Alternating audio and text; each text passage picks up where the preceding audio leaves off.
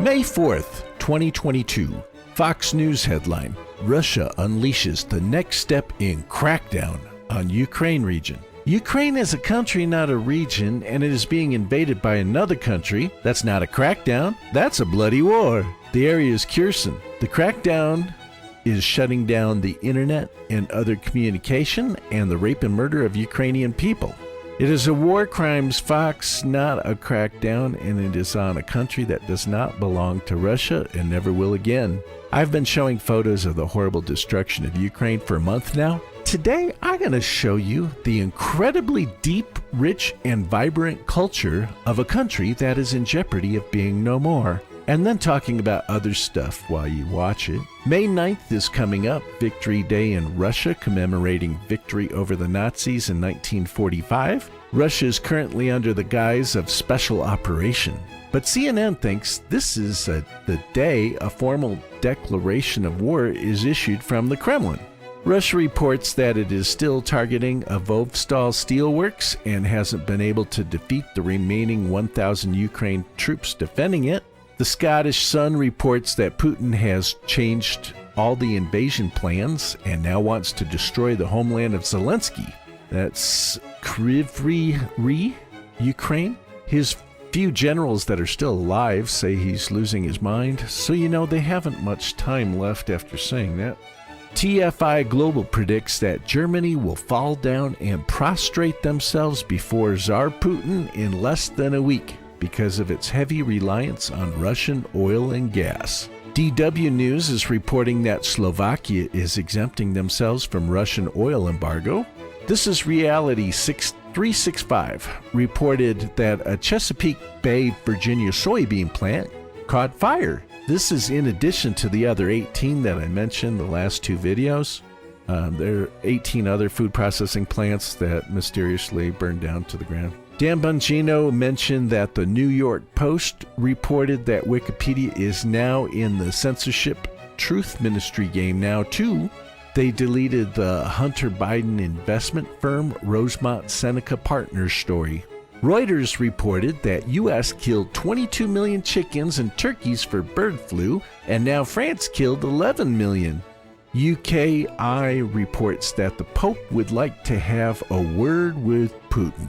Politico reports that they have seen a draft of Supreme Court decision to overturn Roe v. Wade. If this decision stands, they have decided that abortion is to be decided by the states and is not a constitutional right inherent, and Roe v. Wade was a flawed decision from the beginning, but it is up to the states. We will have to wait and see whether this was released to mentally prepare leftists for the big announcement, or are leftists in the Supreme Court leaking it to try to bully justices who are voting for it. We will see whether or not we still have a country soon. If it comes out as Politico reported, then it does not ban abortion, but it does leave the decision to the states. 18 states in the Midwest already have laws on the books contingent on the Supreme Court decision. If Roe v. Wade is reversed, then abortion is illegal in their states, or at least limited to shorter pregnancies. Al Jazeera reports that the Supreme Court confirmed the draft report of Politico that I was just mentioning,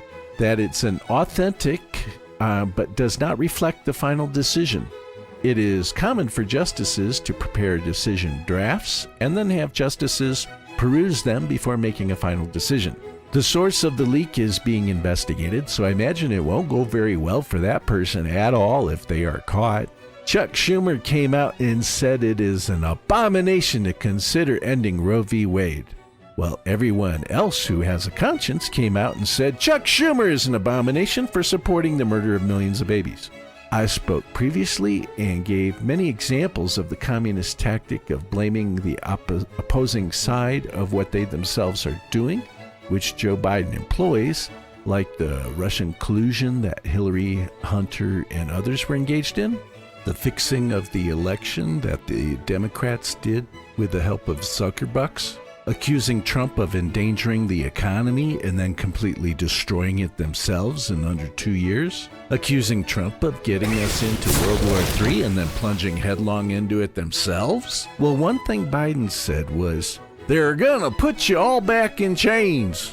Turns out John F. Kennedy warned us about that a week before he was assassinated. He said, "There is a plot to enslave every man, woman, and child on Earth, and I'm going to put a stop to it." Well, rather than try and stop it, Biden is implementing it. TFI Global reported that Russian ships are transferring oil to other tankers, such as Caribbean flag tankers, and then sailing into the Netherlands, and then taking off for undeclared territories. So Biden and the EU lied again. There is no real oil embargo against Russia. They lied to give you more virtue signaling, make you all feel better about nothing. Last night we had a bunch of primary elections in the United States for midterms. Democrats deciding who their candidates are going to be and Republicans deciding who their candidates are going to be. Trump-endorsed candidates went undefeated last night in Indiana and Ohio. 22 of them won, including 2 January 6 protesters that were voted in by the GOP, now referred to as the Trumpian Party. Ohio GOP candidate J.D. Vance said hell no to putting a no-fly zone over Ukraine. He said, "I will be damned if Ukraine becomes a priority rather than the tsunami of immigrants coming across the southern border. We have 500,000 people entering each month illegally. That's the equivalent to the Colorado Springs population."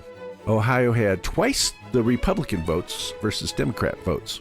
Vici Properties closed the $17 billion deal acquiring MGM properties, including MGM Grand and Mandalay Bay, to name a couple, according to Las Vegas Channel 7 News. They are now the largest property owner on the Strip. Vegas is in the upper 90s right now. Warm weather puts me in a good mood. Time for good news story of the day. In fact, I'll include a photo of some flowers that I saw on some trees today. This comes from Good News Network. Gabriel Clarkey just raised $325,000 to help Ukrainian kids. He made a homemade bowl on his lathe and had a drawing for it. 15,000 people donated and one person won. Now, this didn't happen just because of him.